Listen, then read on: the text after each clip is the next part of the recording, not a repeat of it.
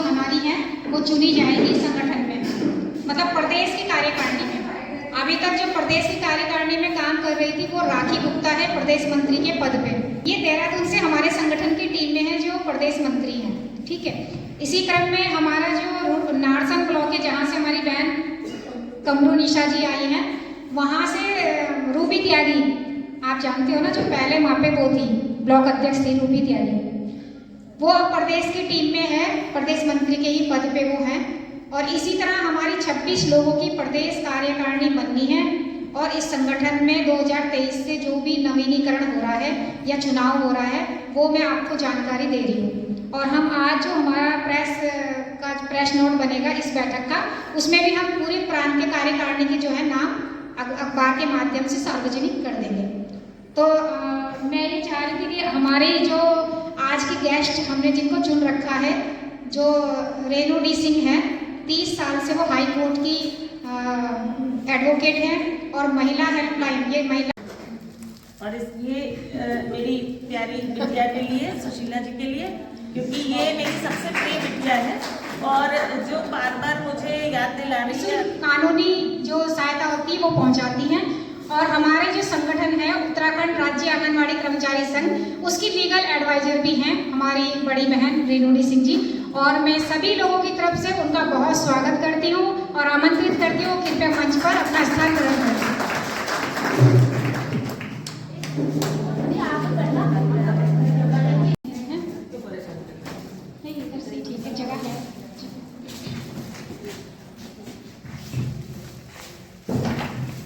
जोरदार तालियों से स्वागत।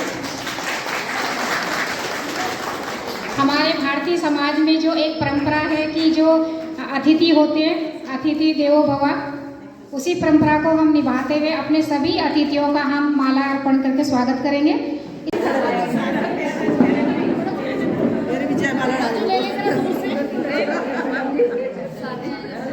मैं आज ही जिला अध्यक्ष बनी हूँ और मैं चाहती हूँ कि अभी तक जो लड़ाई हम लोग लड़ रहे थे वो हम एक दूसरे के लिए नहीं लड़ रहे थे, हम अपने लिए लड़ रहे थे। हमें लड़ना भी अपने लिए है, हमने किसी और के लिए नहीं लड़ना है। ये ना सोचो अगर मानने मिलेगा तो सिर्फ आपको नहीं मिलेगा, मुझे भी मिलेगा। और मैं अपने लिए लड़ रही हूँ, आप अपने लिए लड़ रहे हो। जो बहनें नहीं आई वो अपने लिए लड़ती, लेकिन वो आज नहीं आई है, उनकी कोई मजबूरी रही होगी। लेकिन आज तक हमने अपनी लड़ाई जितनी अच्छी तरह से लड़ी है उतनी अच्छी और अच्छी तरह से लड़नी है हम लोगों को अपनी लड़ाई ना, क्योंकि अब तो बहुत हमें पीछे करते जा रहे हैं, वो आगे बढ़ाने की बजाय पीछे होते जा रहे हैं। नमस्कार जी, आज ये बैठक किन मुद्दों को लेकर हुई है और जो इसका मेन उद्देश्य क्या है और आज आप लोग क्यों एकत्रित हुए हैं? जी, मैं आंगनवाड़ी संयुक्त संघर्ष मोर्चा उत्तराखंड कर्मचारी संघ की इस सभा में, ये जो एक औपचारिक सभा है, यहाँ पे सभी लोग इकट्ठे हुए आज 31 दिसंबर को 2022 को। इसका जो मुख्य आज जो संचालन कर रही हैं वो सुशीला खत्री जी कर रही हैं, जो कि इनकी महामंत्री हैं इस मोर्चे की। तो ये संघर्ष कोई नया संघर्ष नहीं है। आंगनवाड़ी कार्यकर्त्रियों का आपने देखा कि देश भर में आंगनवाड़ी कार्यकर्त्री जो कार्य कर रही है, देश निर्माण, बच्चों के भविष्य के जो नागरिक हैं उनके निर्माण में इनकी एक बहुत महत्वपूर्ण भूमिका रही है हमेशा से। लेकिन जो दुख की बात है वो यह है कि ये हमेशा शोषण का शिकार भी रही हैं, क्योंकि जिस तरह से इनसे अनगिनत सेवाएं ली जाती हैं, जिस तरह से इनको तो कोई वेतन भी नहीं मिलता, एक छोटा सा मानदेय मिलता है जिसमें आज 2 वक्त की रोटी भी नहीं चलती है।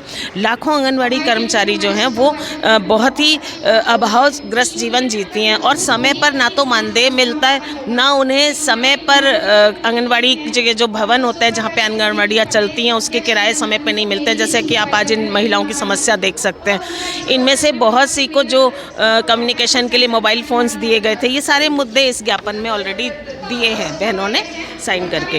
तो क्योंकि मैं इनकी लीगल एडवाइज़र रही हूँ तो मेरा मानना ये है कि धरने, मोर्चे, प्रदर्शन जो है वो लास्ट टूल्स होते हैं लोकतांत्रिक देश में, तो उसको ना करके क्यों ना अब हम संवैधानिक ढांचे के अंदर रहते हुए इन बातों को सरकार की नज़रों में लाएं। पहले भी कई बार लाया है, ज्ञापन के ज़रिए से सरकार को बार बार आंगनवाड़ी कार्यकर्त्रियों ने बताया कि क्या उनको क्या चाहिए लेकिन ये अभी डबल इंजन सरकार है यहाँ पे, कि केंद्र में भी बीजेपी है और प्रदेश में भी बीजेपी है। तो पूरी उम्मीद है, इस बार हमारी सभी बहनों को ये उम्मीद है कि धामी सरकार ज़रूर इस विषय पे सोचेगी।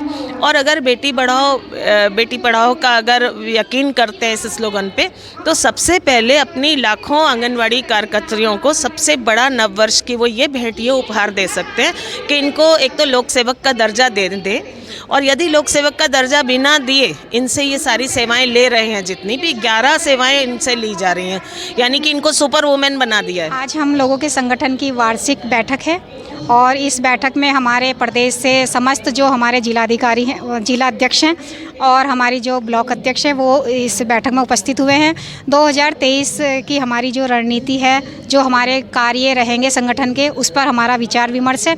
साथ ही हमारी कुछ बहनें रिटायर हुई हैं, तो हमारा जो संगठन है उनका सम्मान और स्वागत, विदाई का कार्यक्रम हम उनका कर रहे हैं। और साथ ही हमारा जो संगठन में लंबे समय से जो एक मांग हो रही थी कि हमारे प्रदेश पदाधिकारी में चुनाव भी होने हैं, तो उसी क्रम में ये बैठक है और अभी इस बैठक में निर्णय होगा कि पदाधिकारी चुने जाएंगे। ये किन किन मुद्दों को लेकर बैठक हुई? अभी तक तो ये संगठनात्मक जो हमारे मुद्दे हैं उन पे हमारी चर्चा हुई है और आगामी जो कार्यक्रम है, जो हमारे विभाग में कई ऐसे हमारी समस्याएं हैं जो अभी लंबित हैं, विभाग में इसमें कोई काम नहीं हुआ है, उन पर भी हमारी चर्चाएं हैं। इसमें जैसे हमारे भवन किराए की समस्या है, हमारे आंगनवाड़ी के प्रमोशन की समस्याएं हैं, हमारे जो मानदेय वाली जो समस्या है उस पे है और कई ऐसी तमाम हमारी समस्याएँ हैं। हमारी अपनी बहुत सारी समस्याएं हैं। हमारा भवन किराया 2 साल से नहीं आया है। मानदेय कौन से महीने का आ रहा है, कौन से महीने का नहीं आ रहा है, ये कुछ भी हमें पता नहीं होता है। हमारा THR बंद हो गया है, कुक फूड बंद हो गया है, उस बारे में चर्चा है। अभी 6 महीने से THR का भुगतान भी नहीं किया गया है, जिस कारण ये भी हमारी एक बहुत बड़ी समस्या है। और जो भी सामान जैसे आता है उसका भी ढुलान का खर्चा होता है। उनका चुनाव होना है और दूसरी बात, जो हमारी बहनें रिटायर हुई हैं उनकी विदाई है, उनके सम्मान में हमें सब इकट्ठा हुए हैं यहाँ पे। और दूसरा ये कि हमारी समस्याएं हैं, जैसे हमारा भवन किराया है, मानदेय वगैरह है, THR है, कुक फूड है, ये सब हमारा काफ़ी समय से बंद हुआ है।